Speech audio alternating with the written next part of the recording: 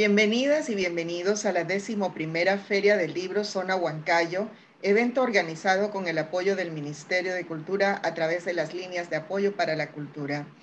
El día de hoy presentaremos el libro Incendio en el Valle Azul de Carlos Villanes. Nos acompañan en esta oportunidad Isabel Córdoba Rosas, Pedro Escribano y Juan Carlos Suárez. Permítanme presentar entonces a Isabel Córdoba, quien está con nosotros el día de hoy. Ella reside en Madrid desde 1986, es doctora en literatura hispanoamericana, estudió Antropología Social e Historia de América en la Universidad Complutense de Madrid. Ha publicado 30 libros, la mayoría de ellos novelas para niños y jóvenes. Fue finalista del Concurso Internacional de Novela Infantil y Juvenil, EDV, en el 2012. Su novela Gritos en Silencio fue nominada como una de las mejores novelas del año. Es una de las autoras peruanas más traducidas. Isabel, bienvenida a La Feliz. Buenas noches. Un saludo especial para mis queridos compatriotas, para Billy Mateo Cisneros, el fundador de esta importante feria internacional, para la directora de cultural de la feria, Doris Cigato, ¿no? Un abrazo a todos. Hablar de Carlos Villanes Cairo es hablar de uno de los escritores que más obras escribió sobre Huancayo, sobre el Imperio Huanca. En 1963 gana el premio La Cantuta de Oro, otorgada por la Universidad del Centro. Luego publica los libros de concurso de admisión ambientada en la universidad y La Siesta.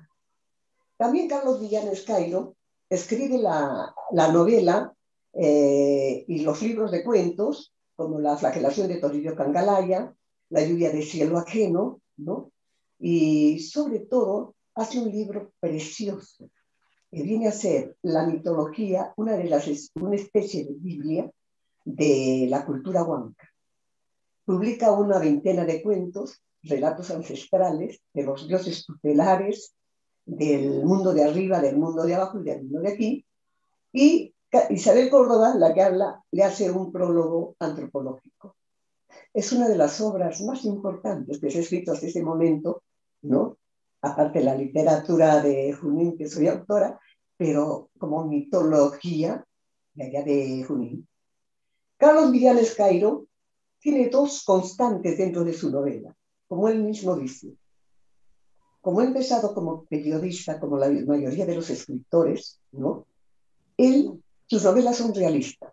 Él arranca un trozo de la historia, los recrea y crea, ¿no?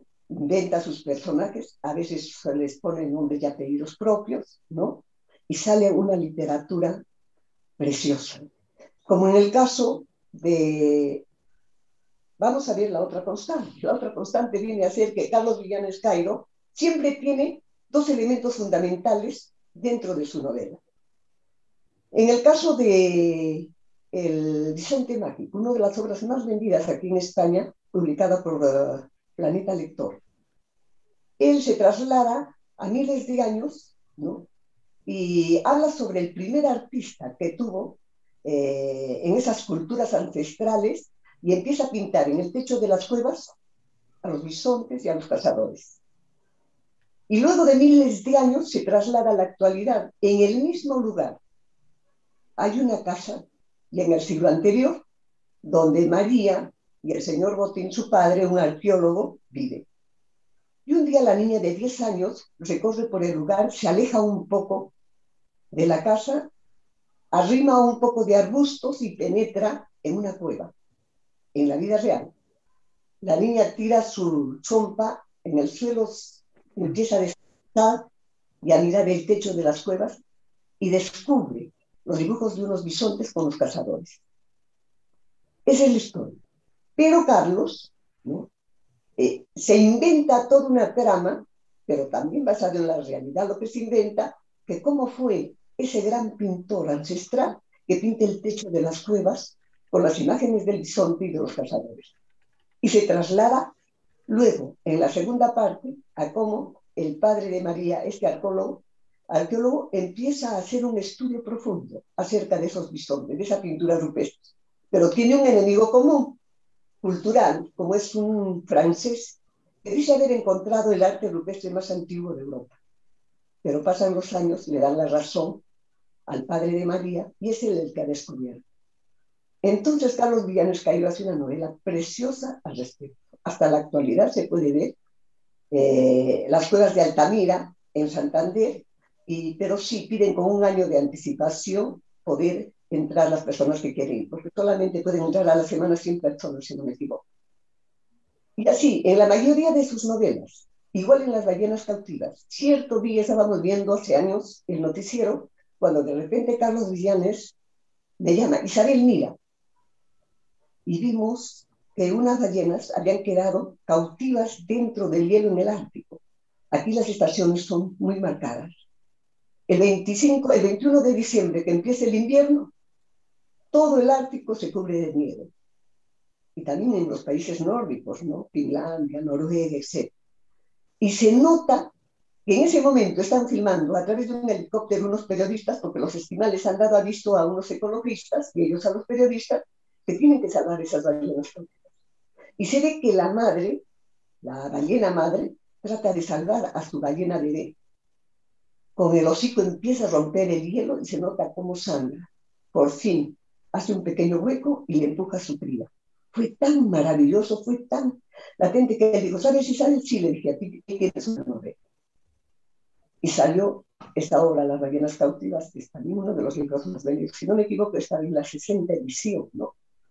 Porque tuvo un gran éxito, la mayoría de sus obras son ecologistas, de un contenido social muy importante.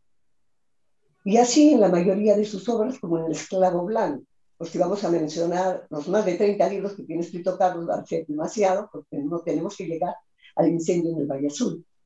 En El esclavo blanco todos conocemos la obra tan importante y genial, la más traducida en el mundo después de la Biblia, que es el ingenioso hidalgo Don Quijote de la Mancha. Pero nadie sabe cómo ha sido la vida, el trasfondo de la vida de Miguel de Cervantes Saavedra.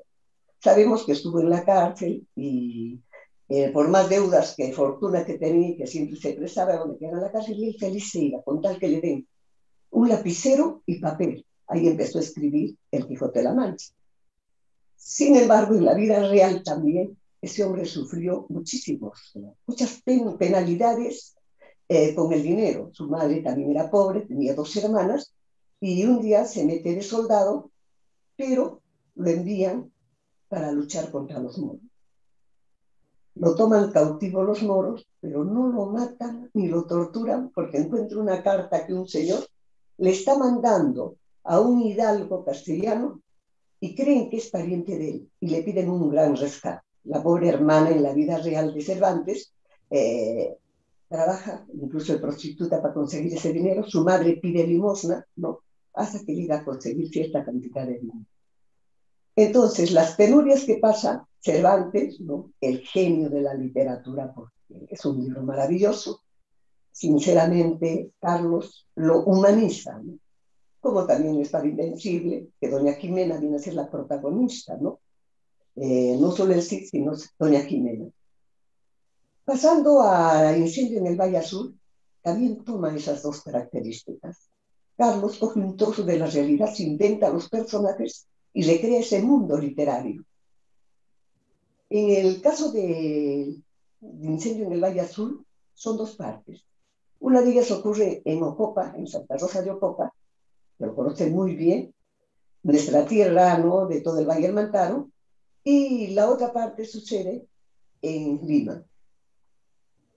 Con tantos incendios forestales en España, Portugal, Italia, Brasil y todos los países del mundo, el hombre es el verdadero enemigo de la naturaleza. Está matando a los árboles. Y si mueren los árboles, un día va a morir el hombre junto a él. Entonces, ¿qué es lo que hace con esta novela Carlos? El pretexto es esos incendios forestales, pero que se van a dar en nuestro valle. Porque según los especialistas, hay 4.000 zonas bastante delicadas en el Perú, ¿no? Que cualquier fuego puede provocar un gran incendio, como se hizo en la selva alguna vez. Pero también la mano del hombre son los que van a intervenir en esto, ¿no? Casi el 90% de los incendios forestales son provocados por gente ambiciosa. En este caso, los incendios forestales el incendio forestal que ocurre en Ocopa es provocado. Y entonces empiezan a quemarse las casas. Ahí interviene una de las protagonistas, que es Marina, ¿no? Una niña, la madre y su padre, que son biólogos que han ido a hacer una investigación de plantas, enviados por el Estado, encargados por el Estado, pero que queman toda su casa. Y a su vez ella tiene una hermana que está en Lima, que es madre de Diego, que viene a ser prima hermana de él. Pero primero en Ocopa lo que pasa es que tras el incendio, el padre de Diego, Gabriel, tiene que viajar a Ocopa porque pertenece a una gran fundación contra los incendios forestales. Empieza a organizarse bien, se prestan helicópteros del ejército, van los bomberos, organiza a la gente de defensa civil para que puedan apagar ese fuego. Entonces se ve cómo las penalidades que sufren las personas cuando van a perder la sementera, cuando van a perder sus casas, ¿no? En esos incendios. Los animales, ¿no? Que muchos de ellos se extinguen. Entonces, mientras eso, como se han quedado sin casa, la niña tiene que irse a Lima. Le van a llamar la tía. Pero en Lima, Diego descubre una mañana que hay un ruido terrible en la zona donde vive por Miraflores. Entonces ve que unos hombres han traído unas maquinarias que parecen monstruos, que están podando los árboles y queriendo romper el asfalto, porque van a hacer aparcamientos de coches, y van a tener varias salidas. Y el desesperado, mamá, le dice, están matando nuestros árboles, porque al niño le gusta ir a un parque muy cercano, sentarse con sus amigos y conversar con Joaquín, también un anciano de ese lugar que les cuenta cosas mágicas, ¿no? Pero el anciano ese día les dice, tengan cuidado, que han venido estos hombres para matar a todos los árboles que están alrededor y quieren hacer un aparcamiento. El niño se desespera, le cree a Joaquín, va, le dice a la madre, no le cree, pero después se da cuenta y hacen todo un movimiento para que estos niños puedan intervenir sus amigos, sus padres, para que no corten los árboles. Incluso van con carteles, hacen protestas, ¿no? Que no deben de podar los árboles de esos lugares, porque están matando el oxígeno del aire. Entonces lo que hace este niño es juntar a sus amigos, hacer protestas, pero nadie les hace caso. Hasta que un día Joaquín le dice, ¿sabes lo que he visto? Está brotando del suelo una especie de barro con agua. ¿Y saben por qué es? Porque hace años, cuando era muy pequeño, por aquí pasaba un río y venía la gente a lavar la ropa, porque es en las afueras de Miraflores. Entonces, debajo hay un río y no van a poder hacer apartamentos. Tienen una luz que les ilumina de esperanza, que no van a matar a sus árboles, pero en eso el alcalde, que no todas las autoridades son así, pero este era muy tosudo, agarra lo que le interesa es ganar prestigio porque quiere lanzarse posiblemente a unas nuevas elecciones, ¿no? Pero los niños continúan, hasta que un hombre una noche le dice, ¿sabe? De que no se puede hacer este apartamento. Hay 3 árboles que se han caído y la tierra se está hundiendo. Hay un río subterráneo. Y el alcalde, lógico, que sale y dice que no se va a poder, no se preocupen, ya no se va a poder construir ese apartamento a pedido de los jóvenes, pues ahí lo que se tiene que hacer es recuperar, vamos a sembrar otros árboles para reemplazar a los que se han caído. Mientras eso no ocupa, felizmente hay un ventarrón fuerte, pasa una serie de cosas, aventuras, hay tensión, emoción, ¿no? Como en todas las novelas de Carlos, y lo que pasa es que en Ocopa llueve una lluvia torrencial que apaga el fuego y descubren al hombre que ha provocado ese fuego. Todas las novelas de Carlos tienen esa constante, ¿no? De esas 2 partes. Y a veces lo he hecho en 2 colores, como la historia interminable, ¿no? De un color azul, las épocas de hace miles de años, y de un color negro, la vida actual. Y es por eso que también este es un pequeño homenaje y agradezco al señor Billy Bateo Cisneros, a Doris, ¿no? por esta oportunidad de presentar este libro de Carlos, que es el penúltimo libro, porque tiene una novela que pronto va a salir y que seguramente va a sacar algunas chispas.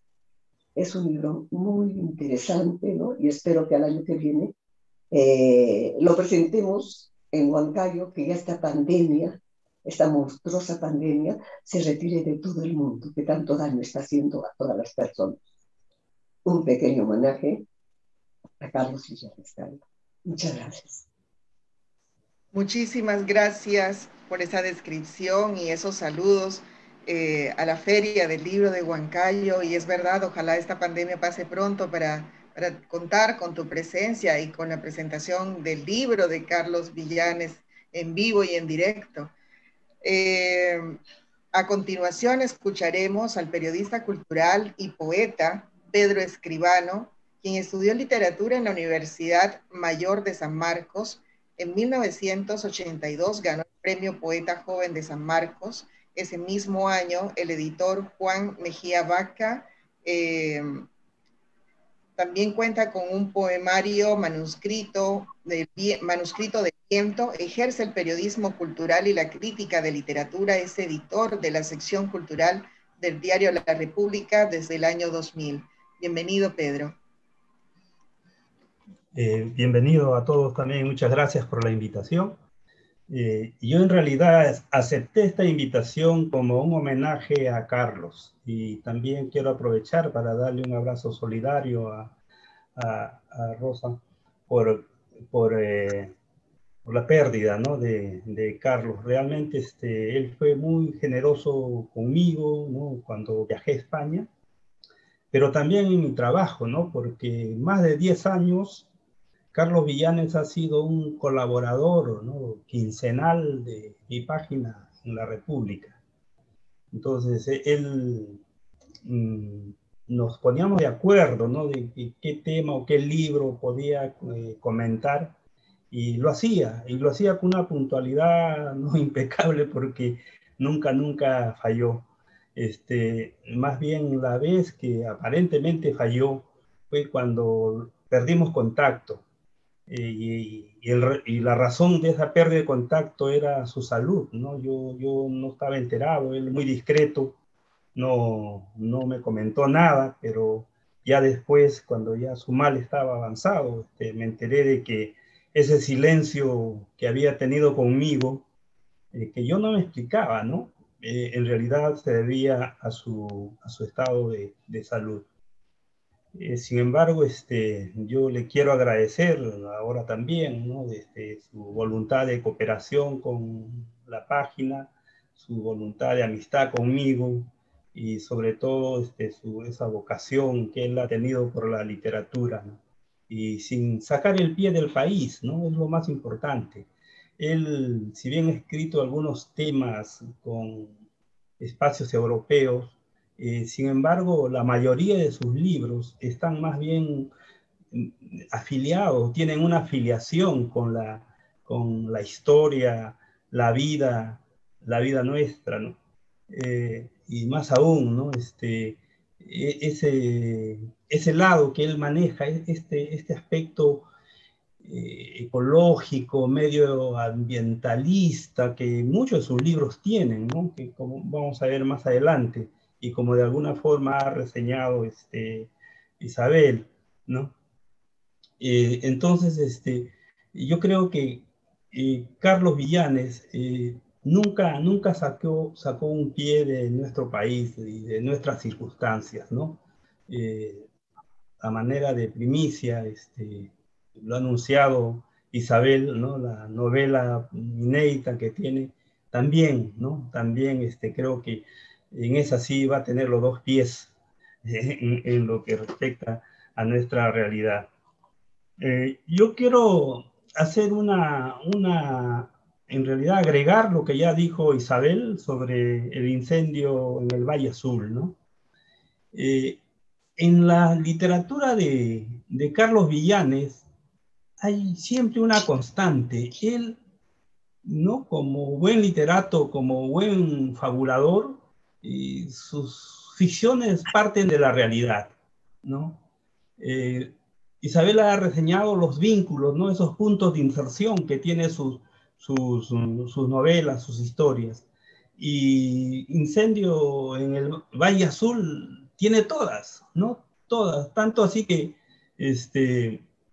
se puede mirar la novela como los sucesos de la realidad y los sucesos de la ficción. Al final de esta edición, Carlos Villán entrega, ¿no?, una especie de testimonio de cómo fue el génesis de esta novela, ¿no?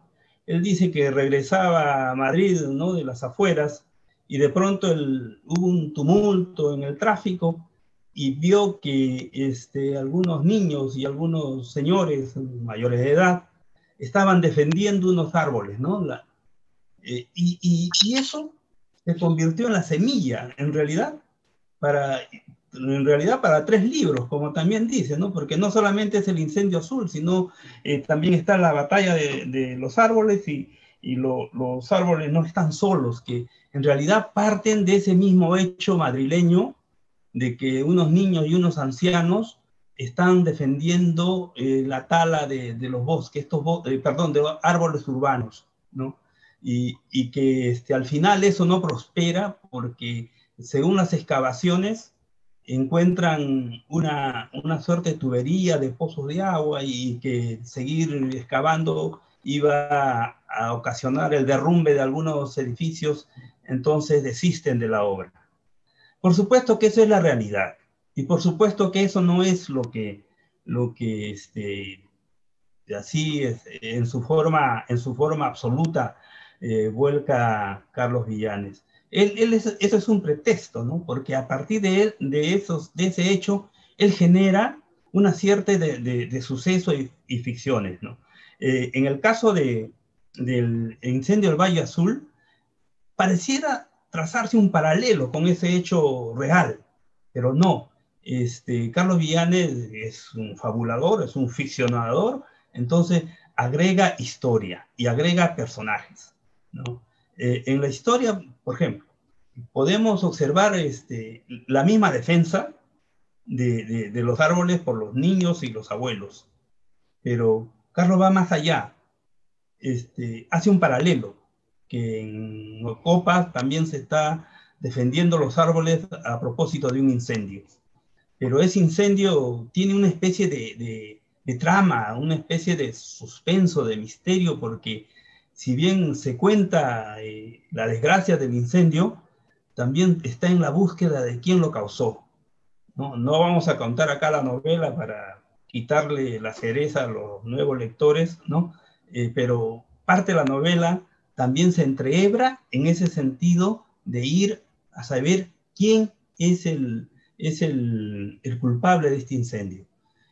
Se temía que era un rayo, se temía que era un señor, pero al final la novela da una voltereta y no es lo que el lector suponía, o que el mismo narrador iba diciéndole al lector, a manera de llevarlo a manera de despistarlo, ¿no? Porque en realidad en la trama de la novela al final se revela quién es el autor del incendio.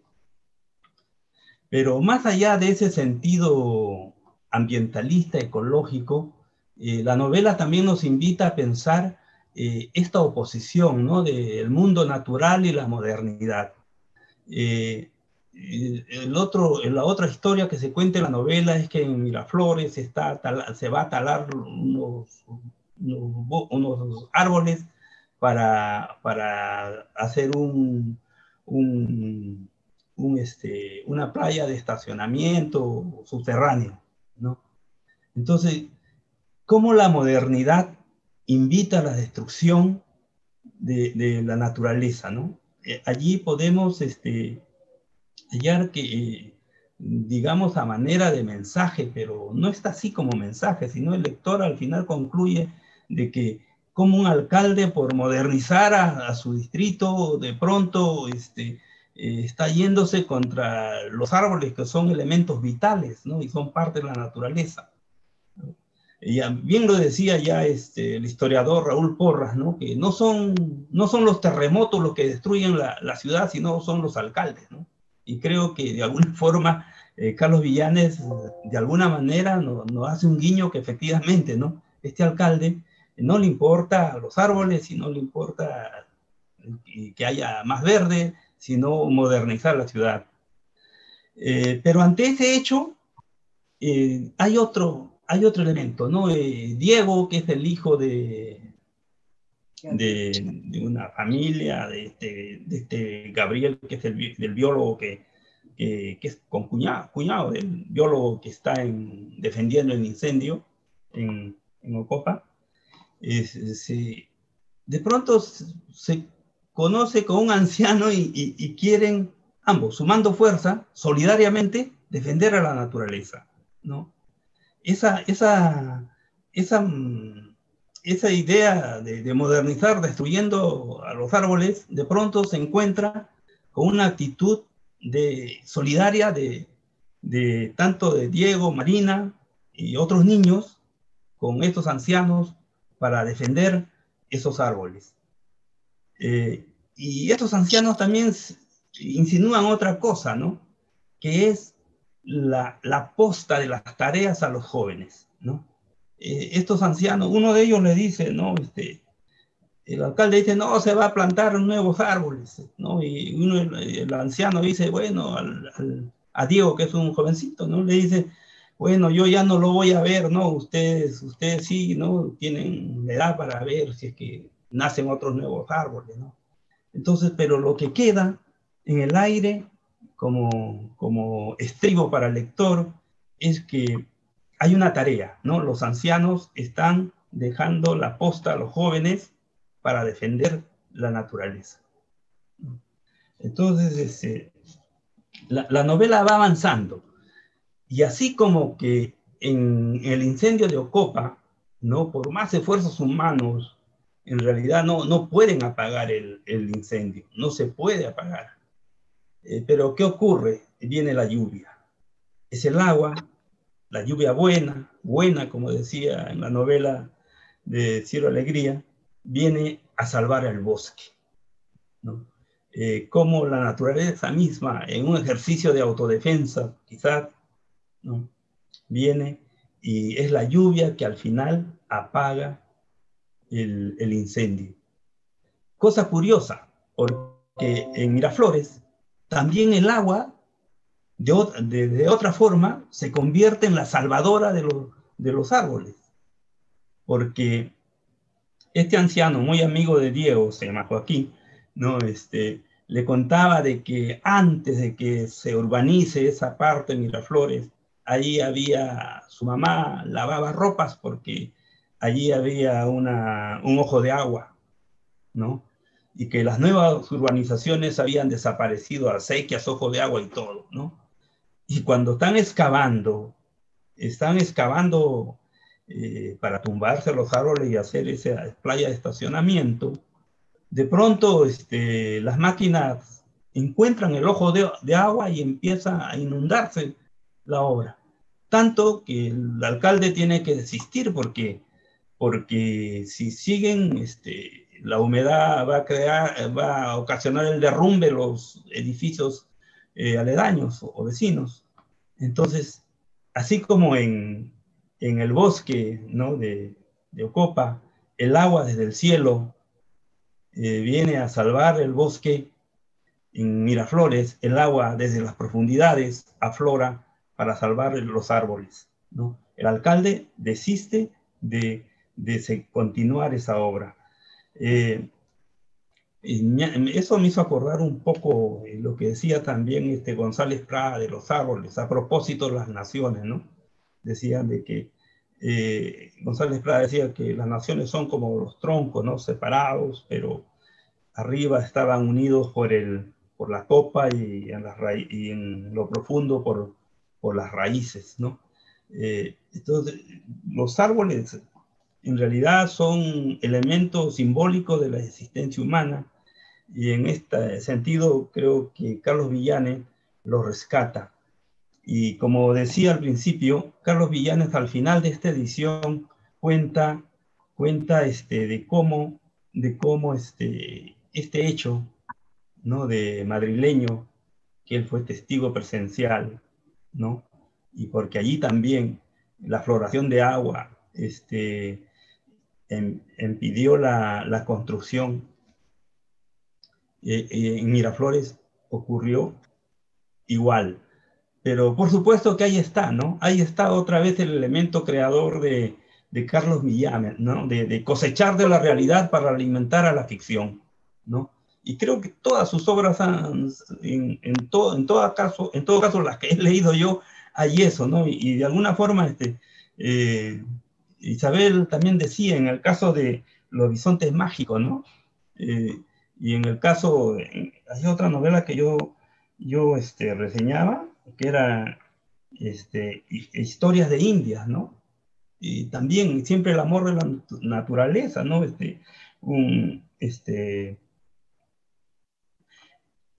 Creo que lo estoy sí,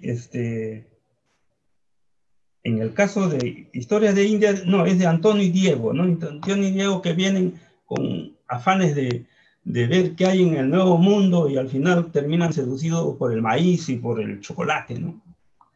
Eh, para terminar, quiero referir esta, esta semilla que explica Carlos Villanes, ¿no? De tanto este hecho madrileño que da lugar a crear la novela La Batalla de los Árboles, ¿no? Que está situada por supuesto, en España y que es un libro que creo lleva más de 30 ediciones, ¿no? Y luego, cuando a él lo invitan a la Feria de Chile en el año 1998, la editorial, persuadido por la edición de La Batalla de los Árboles en España, este, quieren hacer una historia que se localice en Chile. Y Carlos Villano es un gran creador. Carlos Villano es un gran creador y, y crea esta novela que se llama Los árboles no están solos. Por supuesto, ahí aflora su condición de periodista para investigar también el tema y para luego rematar con Incendio en el Valle Azul, ¿no? Que de hecho es una novela ambientalista, ecológica y también, por supuesto, una muestra de cariño al Valle del Mantaro y a los árboles. Eso sería mi lectura sobre Incendio en el Valle Azul. Muchísimas gracias, Pedro Escribano. Escucharemos a continuación a Juan Carlos Suárez Rebollar, es de Huancayo, es narrador, editor, cronista y columnista de opinión. Su obra literaria abarca la novela, el cuento y la crónica periodística. Además, se ha desempeñado como gestor cultural y a través de Acerva Ediciones, sello del que es fundador, como promotor de lectura y escritura entre jóvenes y adultos.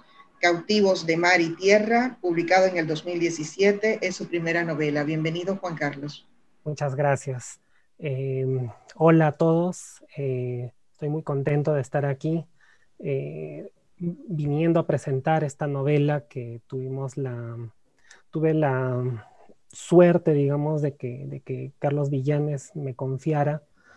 Fue un proceso un poco largo, nos tomó más tiempo del que hubiésemos querido y algo muy satisfactorio para mí, pese a todo esto, fue de que el ejemplar, el libro, le llegase poco antes de que Carlos Villanes partiese. Fue una partida dolorosa la suya, creo que nos ha dejado a todos un poco en la orfandad, pero bueno, lo importante de cuando un escritor fallece es que nos deja mucho, y ese mucho que nos ha dejado es principalmente su obra, una obra que seguramente van a poder seguir leyendo muchas más generaciones y vamos a tener todavía a Carlos Villanes como el maestro que siempre fue. Esta novela, Incendio en el Valle Azul, ocurre entre dos ciudades. donde hay cientos de personas que están luchando para salvar a los árboles. Por un lado, hay personajes más bien un tanto frágiles, un grupo de niños y un anciano que deben enfrentar a los funcionarios municipales que están empeñados en tumbar los árboles de una avenida limeña para construir estacionamientos. Qué mezquino, ¿verdad? Y en el otro lado, los habitantes de un distrito aledaño a Huancayo, Santa Rosa de Ocopa, y algunos poblados colindantes, todos estos ubicados en la sierra peruana, intentan sofocar un gran incendio forestal que amenaza con destruir un sitio que seguramente muchos huancaínos hemos disfrutado y lo queremos, que es el bosque del Valle Azul. Los protagonistas de esta novela son dos niños, algo muy peculiar, bueno, muy recurrente en la obra de Carlos Villanes. Dos niños de personalidad fuerte, carácter decidido, y que terminan liderando esa lucha, inspirando a los mayores para enfrentar la destrucción de la naturaleza por causa de una modernidad que se nos antoja irracional. Son estos niños quienes permiten enlazar los dos escenarios de la novela. Por ese lado, además, Incendio en el Valle Azul denuncia la práctica recurrente de acabar con los árboles para reemplazarlos por infraestructuras de hormigón en las ciudades y en los campos de cultivo, y por campos de cultivo en el entorno rural. Diego y Marina nos sirven para que la novela adquiera un entorno preadolescente que va a entrar en colisión con ese mundo adulto al que nosotros, sin darnos cuenta, ya pertenecemos, y que es un mundo rígido, duro, en el que hemos olvidado tanto que es propio de la infancia, de la niñez. Por eso precisamente es elocuente la empatía de estos niños con seres que siempre están, digamos, alejados de ese mundo adulto, como por ejemplo un perro, que es otro de los protagonistas de esta novela, y con quien hasta parecen poder comunicarse, y los ancianos, quienes han dejado de formar parte de ese mundo adulto, rígido, y bueno, ahora ya son digamos, una presencia un tanto lejana. Hay una personalidad colectiva que enfrenta al incendio, que bien podría ser una recreación de los grandes desastres a los que las personas nos hemos acostumbrado, pero también en la novela hay una subtrama policial que es la que intenta resolver la historia, ¿no? Buscar al causante del incendio y bueno, hay malentendidos, hay una busca, hay indicios que se abren y luego se vuelven a cerrar porque resultan ser indicios falsos. Con lo que yo me quedaría de la novela es con esa condición de desamparo en la que cae Marina, el personaje, la niña, desde que pierde, por un lado, su casa por causa del incendio que está ocurriendo en el Valle Azul, y después de su llegada a Lima, donde ocurre también la novela, consigue integrarse con los otros niños y aflora la luchadora que esta niña lleva dentro. Y por supuesto, no podemos olvidar a un perro, Bruno, cuya presencia muestra una sensibilidad especial que tienen los niños para conectarse con él, y encarna además ese valor solidario que pueden tener los animales en situación de abandono, que después de ser rescatados, porque el niño de la novela lo rescata del abandono, le devuelve amistad, gratitud y una fidelidad ilimitada. Incendio en el Valle Azul no es un manifiesto ambientalista, pese a que es uno de sus temas. Carlos Villanes, por su larga experiencia como novelista, se las arregla para construir una narración con personajes que van creciendo, se transforman según el acontecer de los hechos. Unos son personajes que se transforman en un puñado de héroes de a pie, y que entre esa rebeldía propia de los que luchan por sus ideales, acaban por edificar una sociedad mejor. Incendio en el Valle Azul, además, marca algo muy importante, el retorno de Carlos Villanes a una literatura que ocurre en la región de Junín, la tierra donde nació.